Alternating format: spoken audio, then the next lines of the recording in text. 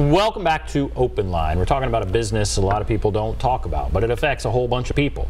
And we have with us a veteran of the repo industry, Ray Crocker. He's been before the legislature saying this is an industry that needs more regulation, it needs more oversight. And he knows because he's on the inside of it, he's done it for many years.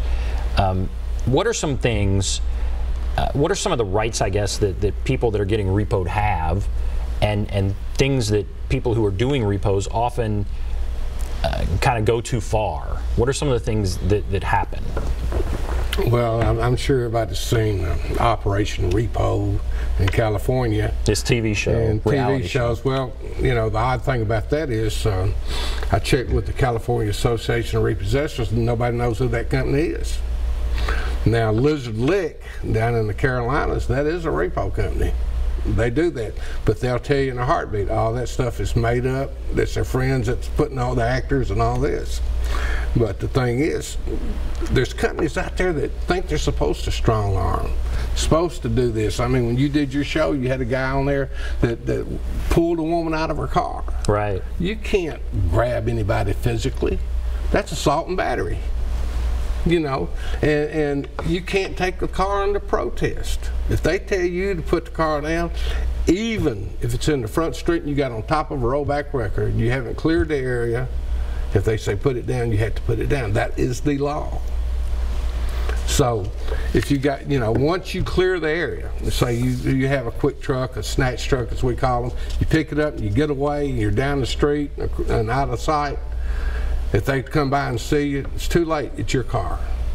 If you're in possession of the vehicle, which is what the legislature should have voted for, in other words, if we have possession of it in front of the house now, it's a repo. But that's not the law in Tennessee. That's the law in California. That's the law in Illinois. And that's the law in Florida. As a reporter, if I go up to someone's house and knock on the door and say, can we talk to you? And they say, leave, get off my property. I have to leave. We do too. But you don't always see that happening. Certainly in those repo shows, and I know you look through lawsuits. Well, you try to talk to them about, you know, the situation they're in and why they need to turn it in, because it could cost them a whole lot more money if they don't turn it in. I mean, if they do have to go get what's called a replevin warrant, that the finance company has to put up a bond double the value of the vehicle. And then they have to have legal counsel, and then they have to have court costs and filing fees, and all this is passed on to the debtor. That's part of those collection costs that we were talking about.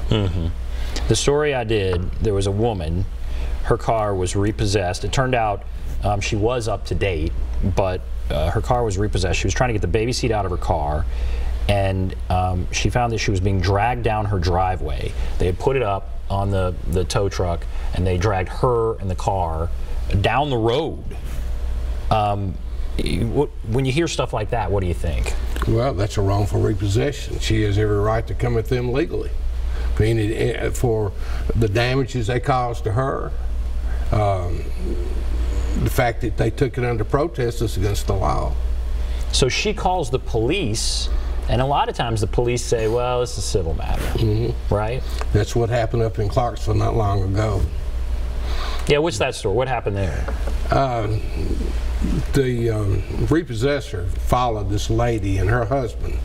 They went to Kinko's or someplace, and they pulled in, and the man gets out to go into the business. Well, when he's out, the repossessor backs his tow truck under the back end of the car and picks it up. The guy, and they go around and tell the lady to get out, and she says, no, I'm not getting out, put my car down. So the guy got out of the car to go in the business. The woman stayed in the car? The lady stayed in the car. And they went and picked it up? They picked up the back end of the car. With her in it? Yes. Okay. And then they told her to get out, and she refused to get out. Well, the police were called. And this is where the training comes in for the police department. They come out there and they said, this is a civil matter and we can't get involved. And they leave. This woman stays in her car for 5 hours. When she's not in it, when she has to go to the restroom, whatever, her husband's sitting in it. So finally, and I talked to the guy, the repo person on it, he said, I said, well, what did your boss do? He said, to stay with it. Well, that tells me his boss don't know the law. His boss don't know the law. And they finally gave up and gave him the car. What should they have done? They should have left. When they told them to put the car down, they should have left. You know, it's not worth the litigation and the lawsuits that will follow. And they're lucky nobody got hurt there. They're very lucky. But in this story I did, there are people, there are chases where the person gets in the car, drives away, the repo person chases them. Right. And there's a fatal accident. Correct. That was several years ago, I think in Overton County or something. But well, that I talked about the gentleman that retired, and that he was telling them to put my car down. I got the title in my hand. The repossessor doesn't put it down, and the guy's running, please put my car down. I got my first retirement check today, and I paid it off. He didn't put it down. The guy turns, walks to his house, and falls over dead with a heart attack. And you know, there's no need for it. Stop means stop. You know. So how many of those? It's interesting you say you're a part salesperson, because you would have to convince somebody, okay, it's best for you to give up your car here. But how often would you go somewhere and then they say leave, or they say I don't care about, it's going to cost me money, get out of here, or they threaten you or something? How often do you go without the car? You know, you have to leave, okay? And then there's nothing saying that you can't come back in the middle of the night and get that car. Right. Or you can't follow them to work, or not follow them, but find out where they work and take it there. You just can't do it then. So, you know, take it from a place of employment. We've had a lot of weird situations on hunting down people in cars, you know, or different types of collateral. So how many repo companies are there in Nashville? In Nashville, let's put it this way. Repo companies that are a member of a trade association that know what they're doing, probably 4. How many companies doing it? Probably 15, 20. You know, they either work for a car lot. You know, a lot of these guys might have been a cleanup guy for Bill's buy here, pay here. And Bill tells him, hey, old Charlie didn't pay this week. Go down, take that record down there and go get that car. And he comes back and he gives him an extra $50. Now a new repo man's just been born. You know, I got $50 left. This guy give me $100. So no training, no knowledge of the law, but they're a repo man now. So in those 3 states, you said there are 3 states where there is oversight. What are those 3 states there? California, Illinois, Illinois, and Florida. Florida was the first, California was second, and Illinois started regulating repossessions about 3 years ago. Do you think it will happen ever in Tennessee? Do you think we'll ever have it? I would like to see it. One, it's going to keep, they're going to have the training, they're going to have the background, the insurance, the bond, and so on. You know, these people have to be bonded.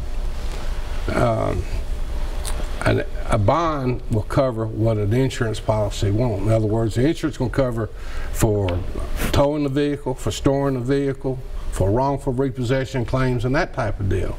But say this guy's got a computer in the car and it's not there, or he's got his checkbook and it's no longer there. A bond will cover only what an insurance company won't cover, which would be theft of securities and money. So you have to have both.